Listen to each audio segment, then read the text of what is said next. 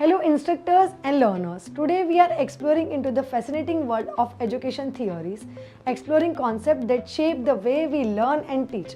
One such influential model is Edgar Dell's Cone of Experience. The objectives for studying Edgar Dell's Cone of Experience could include: what is Dell's Cone of Experience? Modes of learning in Cone of Experience: direct purposeful experiences, the contrived experiences, the dramatized experiences, the demonstrations, the study trips, the exhibits, the television and motion pictures, the visual symbolic and verbal symbolic. Dell's Cone of Experience. Dell's Cone of Experience is a model that incorporates several theories related to instruction design and learning process. During the 1960s, Edgar Dell theorized that learners retain more information by what they do as opposed to what is heard, read, or observed. His research led to the development of the Cone of Experience. Today, this learning by doing has become known as experiential learning or action learning. Dell's Cone of Experience is a visual model that is comprised of various stages starting from concrete experiences at the bottom of the cone, and then it becomes more and more abstract as it reaches the peak of the cone. The arrangement in the cone is based on number of senses involved. One of the principles is the selection and teaching more senses that are involved in learning. The more and better the learning will be, but it does not mean that the concrete experiences is the only effective experience that educators should use in transforming skill to the learner. The experiences in each stage can be mixed and are interrelated. Essentially, the cone shows the progression of experiences from the most concrete, at the bottom of the cone, to the most abstract, at the top of the cone. Modes of learning in Cone of Experience. Edgar Dell introduced the Cone of Experience demonstrate a progression from direct, first-hand experience to pictorial representation and on to purely abstract, symbolic expression. The Cone of Experience corresponds with three major modes of learning. Enactive, direct experience. Enactive or direct experience involves practicing with objects. The student actually ties a knot to learn knot tying. Inactive experience involves concrete, immediate action and use of the senses and body. Iconic, pictorial experience. Iconic experience involves interpreting images and drawings. The student looks at drawings, pictures or films to learn to tie knots. Iconic experience is once removed from the physical realm and limited to 2 or 3 senses.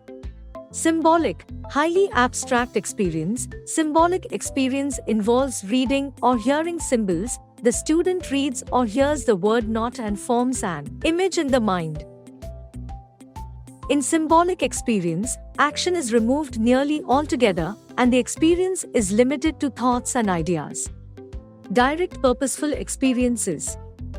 When Dell researched learning and teaching methods, he found that much of what we found to be true of direct and indirect, and of concrete and abstract experience could be summarized in a pyramid or pictorial device. The contrived experiences.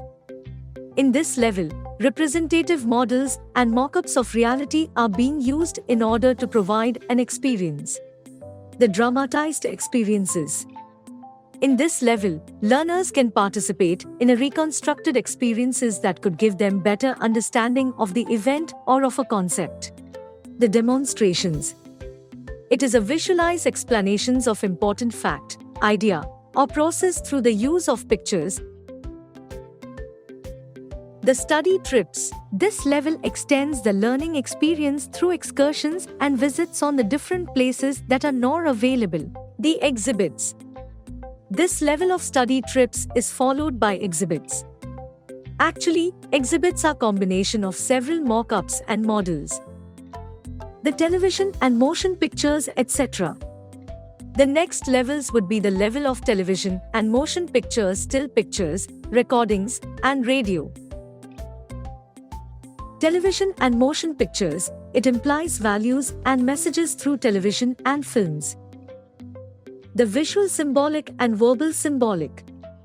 The last two levels would be the visual symbolic and verbal symbolic. These two levels are the most complex.